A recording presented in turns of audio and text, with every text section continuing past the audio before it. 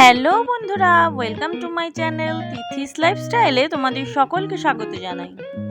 আজকে 26শে মে আর আমরা স্কুটারে করে সকাল সকাল প্রায় তখন 5:45 বেরিয়ে পড়েছি বাড়ি যাব বলে। না সেরকম ভেবো না আমরা স্কুটারে করেই এবার যাবার প্ল্যান করেছি, তেমনটা কিন্তু নয়। আমরা স্কুটারটা একটা বান্ধবীর বাড়িতে রেখে সেখান থেকেই আমরা 4জন মিলে একসাথে করে বেরিয়ে পড়েছি কলকাতার উদ্দেশ্যে। এই যে এইখানে আমরা পেছনে 4জন খুব মজা করতে করতে প্রায় অনেকটা রাস্তা চলে এসেছি। আর এইবার আমাদের সময় হয়েছে একটু টি টাইমের ব্রেক নেওয়ার, তাই আমরা একটা দাঁড়িয়ে পড়েছি একটা ছোট্ট ধাবায়। এইখানে আমি ছাড়া সবাই একটু চা খেয়ে নিল, আর সেই সময় আমি ছুটলাম অন্য একটা জায়গায় যেখানে বাচ্চাগুলো খুব মনের সুখে অনেকটা সময় খেলা করে নিল। এইখানে এই ধাবাটার পাশেই রয়েছে এই বিশাল কিডস জোনটা, যেখানে এলে বাচ্চারা খুব মনের সুখে খেলে নিতে পারবে। খাওয়া দাওয়া খেলাধুলার পর্ব শেষে আমাদের গাড়ি আবার ছুটে চললো কলকাতার দিকে, কারণ আমাদের তাড়াতাড়ি পৌঁছাতে হবে। কারণ নিউজে বলেছে ঘূর্ণিঝড় রেমাল আসতে চলেছে, আর তার কিছুটা হলেও প্রভাব তো রাস্তায় আমরা পাবোই। যাতে সেই সমস্যাটাই আমাদের বেশি পড়তে না হয় ফ্যামিলি নিয়ে, তাই জন্যই একটু তাড়াতাড়ি করে পৌঁছানোর চেষ্টা চলছে।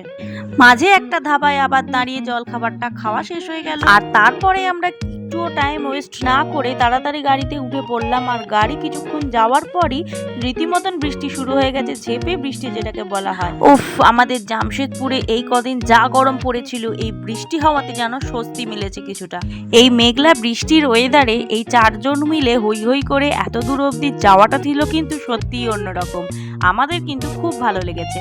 তো এরপরে সাঁতরাগাছিতে ওরা আমাদের ড্রপ করে দিল, আর আমরা চেপে পড়লাম দাদার গাড়িতে, কারণ এত দূর অবধি ওরা আমাদের সাথে আসবে, আর তারপরে ওদের রাস্তা আলাদা আর আমাদের রাস্তা আলাদা।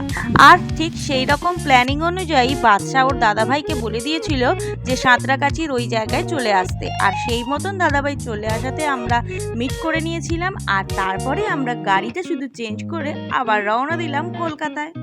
ঘূর্ণিঝড় রেমালের পূর্বাভাস অনেকদিন আগেই দিয়েছিল বলে রাস্তাঘাট কিন্তু বেশ ফাঁকা ছিল, আর তাই জন্যই এই ফাঁকা রাস্তায় হুহু করে গাড়ি এগিয়ে চললো আমার শ্বশুর বাড়ি অর্থাৎ বেহালার দিকে।